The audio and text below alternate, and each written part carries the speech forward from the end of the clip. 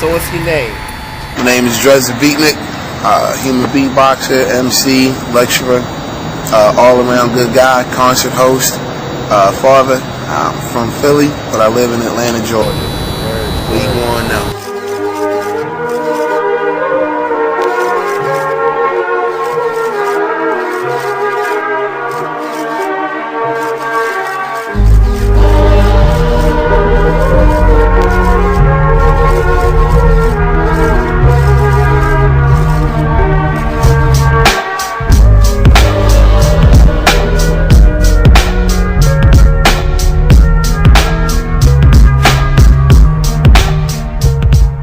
I saw you at the Roots Jam.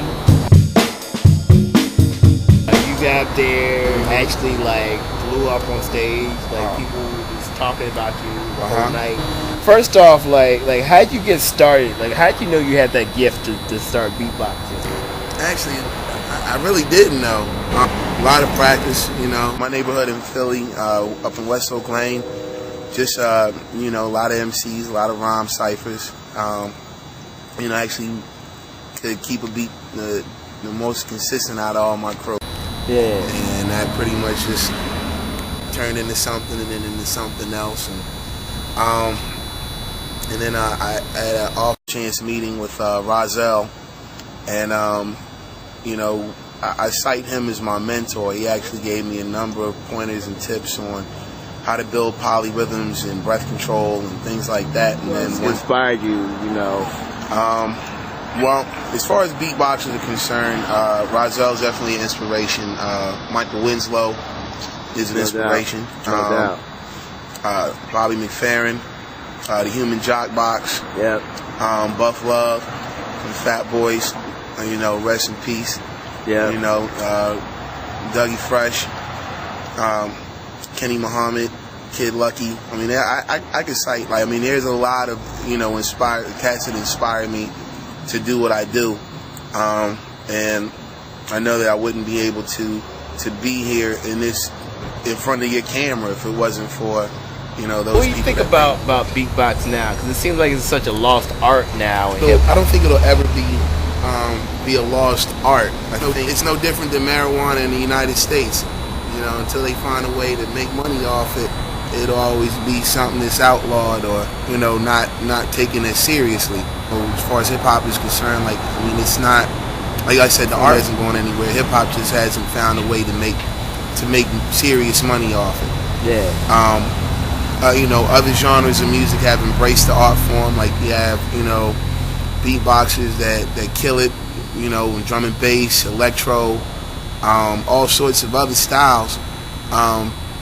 But, you know, with regards to hip hop, hell, even glee clubs are beatboxing now. I mean, you know, like it's crazy like that, you know. Yeah. So, you know, the art form, like I said, isn't going anywhere. It's just hip hop is in general is kind of lost its way. And beatboxing will be it'll always be there. It's a discipline of MC. How you getting received down there in the ATL?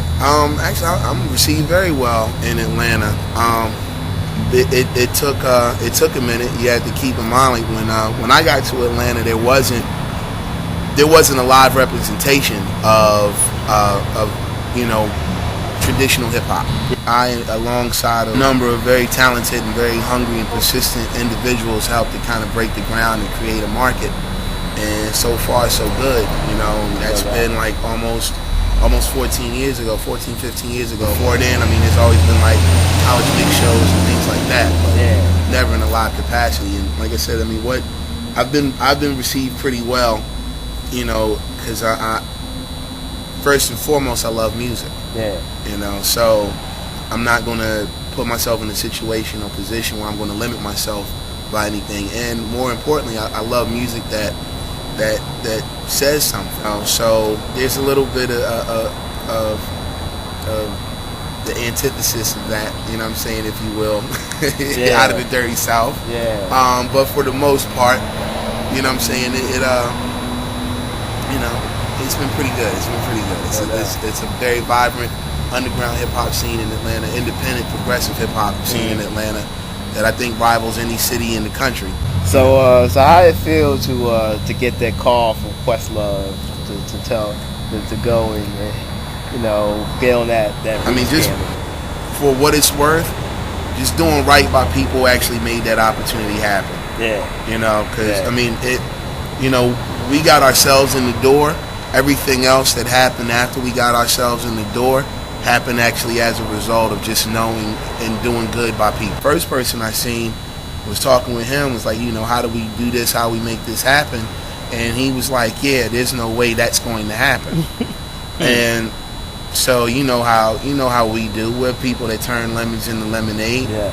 I was like, okay, well, thank you for the information. I'll be over here. Yeah. And bumped into my guy Sar, and then that worked out. And then he got me backstage and met up with a whole bunch of other people that I knew and that knew me. Like, there's people that is like my first time, actually my second time in New York City as an artist.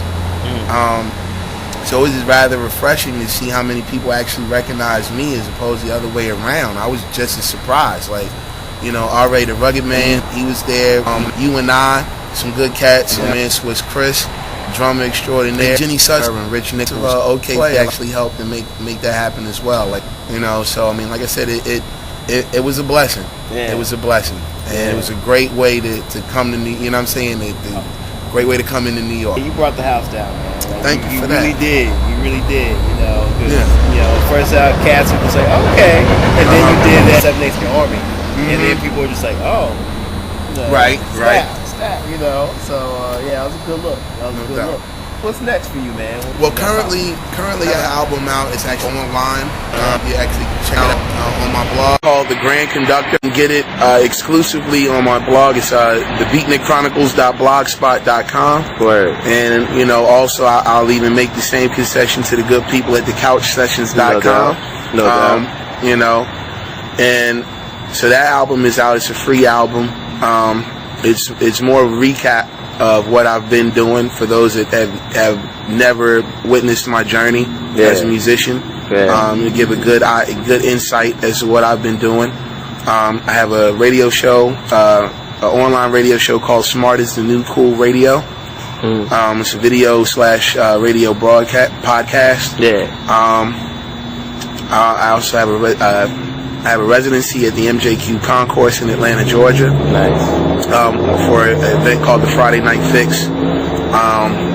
You got an event, and I'm also a host of called The Main Ingredient, as well as the world famous Mic Club. You can check out clips of the world famous Mic Club on Beef 1, 2, and 3, as well as the Artist 16 Bars and the MC While We Do It. There's a painting of me that hangs on the barbershop set of Tyler Perry's House of Pain. Oh, word. If you look really carefully, you can actually see it. It's actually the only painting you can see in the barbershop. China.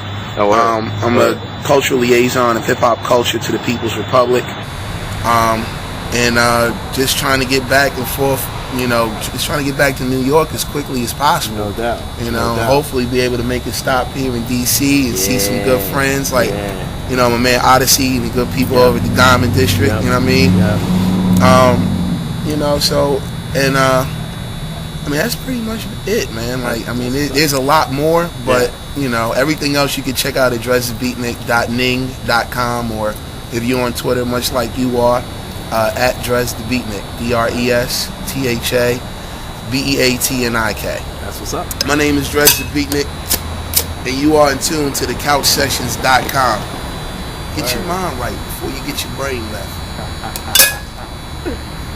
No doubt. The prop of the year, by the way. Thanks, brother.